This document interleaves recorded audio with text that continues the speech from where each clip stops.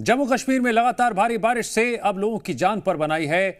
जो श्रद्धालु श्रद्धा से मां वैष्णो देवी के दर्शन करने आए थे, अपने रास्ते यात्रा कर माता के भवन जा रहे थे, वो क्या जानते थे कुदरत का कहर उनकी इस यात्रा का जीवन की आखिरी यात्रा बना देगा। मां वैष्णो देवी यात्रा के रास्ते में कल जो हुआ उसमें 30 से ज्यादा लोगों की जान चली गई। प्रकृति के रौद्र रूप के आगे किसी की नहीं चली। हिमाचल के बाद एक और जगह जहां हालात बहुत खराब हैं, वो है जम्मू कश्मीर,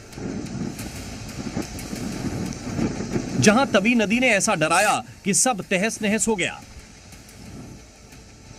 कई पुल पानी में बह गए, घर जलमग्न हो गए और सड़कें डूब गईं।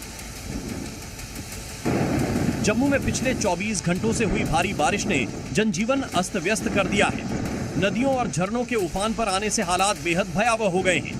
मंगलवार को रियासी जिले के कटरा में पानी के तेज बहाव ने रास्ते में आने वाली हर चीज को बहा दिया। ढलानों से चट्टानें, पेड़ और बड़े पत्थर गिरने लगे, जिससे कई जगहों पर तबाही का मंजर देखने को मिला। और तो और कई सड़कें भी टूटी नजर आईं। लगातार एनडीआरएफ, एसडीआरएफ की टीमें रेस्क्यू में लगी हैं और लोगों को सुरक्षित बाहर निकाला जा रहा है। साथ ही लोगों को सलाह भी दी गई है कि वो नदी और नालों से दूर रहे। ये गया। जम्मू में तवी नदी के उफान ने तबाही कैसे मचाई और कैसे सड़क पर खड़े लोगों के लिए ये अचानक बड़ी आफत बनकर आई, ये तस्वीरें उसकी गवाह है। तवी नदी के उफान में कल एक पुल भी धंस गया। ये पुल जब धंसा तब इस पर कई गाड़ियां मौजूद थीं और अचानक से धंसने से वहां हाहाकार मच गया। और निकल जाओ, ओ बाहर निकलो, ओ गाड़ी वाला भैया बाहर निकाले इसको, ओ बाहर निकाले। पुल धंसने का लाइव वीडियो भी सामने आया है, जिसमें अचानक पुल धंसता हुआ नजर आ रहा है।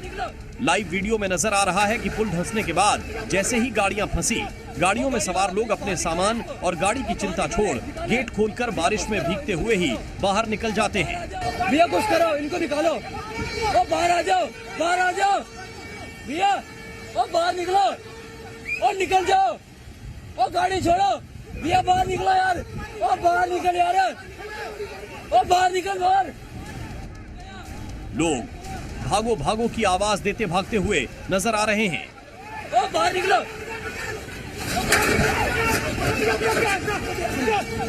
पुल धंसने की घटना के बाद यहां से आवाजाही रोक दी गई। जहां एक तरफ तवी ने तूफान मचाया है, तो वहीं जम्मू कश्मीर के रियासी में चिनाब नदी ने भी भारी तबाही मचा रखी है। लगातार भारी बारिश की वजह से चिनाब खतरे के निशान से ऊपर बह रहा है, जिससे फ्लैश फ्लड्स, भूस्खलन और बाढ़ का खतरा बढ़ गया है। भारतीय मौसम विभाग ने रियासी सहित जम्मू डिवीजन के लिए रेड अलर्ट जारी किया है और अगले 24 से 40 घंटों तक भारी वर्षा की चेतावनी दी है। चिनाब नदी के उफान से रियासी के निचले इलाके डूब गए हैं, सड़कें ब्लॉक हो गई हैं और वैष्णो देवी यात्रा मार्ग प्रभावित है।